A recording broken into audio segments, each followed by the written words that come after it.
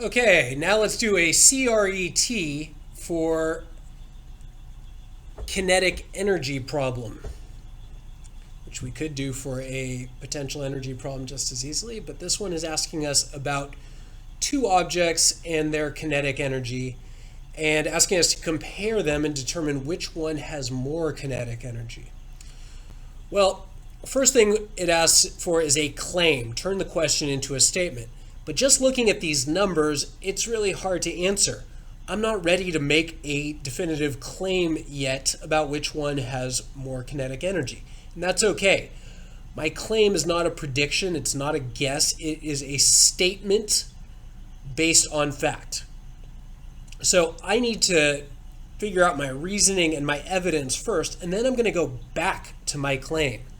So what is my reasoning? What scientific knowledge am I going to use to figure this out? Well, I'm going to use my kinetic energy equation, of course. So yeah, I can do that. I can just use an equation as my reasoning. So kinetic energy equals 1/2 mass times velocity squared. Now, for evidence, I need to do the equation for object A and object B, and then I'm going to have a better understanding of what their relative kinetic energies are. So I'm going to divide up my workspace. And over here, I'm going to do object A, and over here, I'm going to do object B. I'm going to use the same equation for both.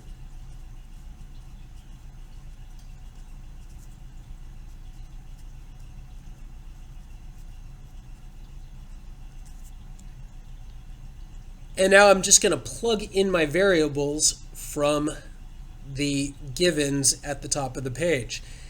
It said that for object A, my mass is 4 kilograms and my velocity is 1 meter per second.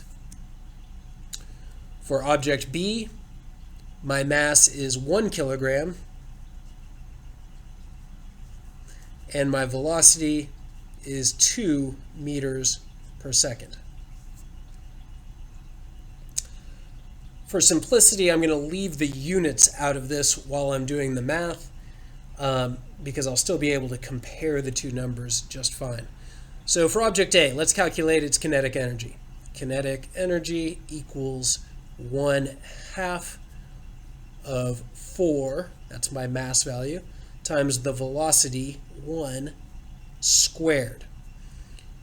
Kinetic energy equals 1/2 of 4 times 1 squared. 1 squared is 1 times 1, which is 1. So my kinetic energy is 1/2 of 4 times 1, which is 4. 1/2 of 4 is 2. Let's do the same thing with object B.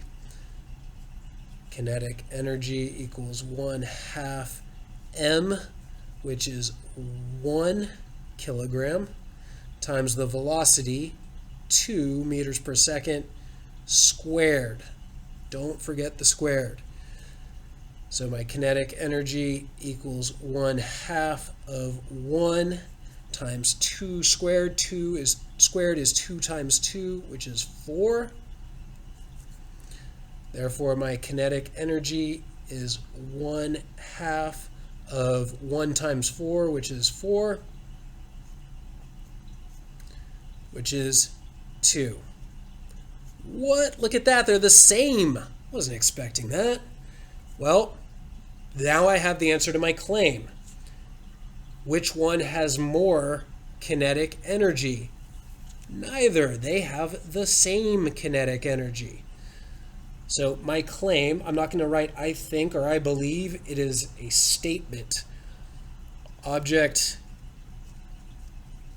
A and object B have the same kinetic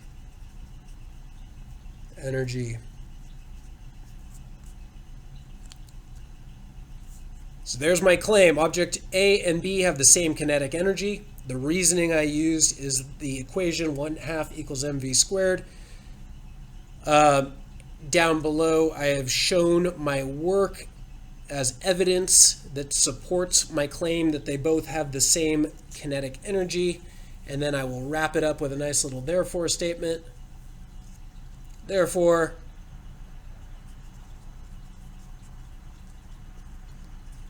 object A and object B both have the same kinetic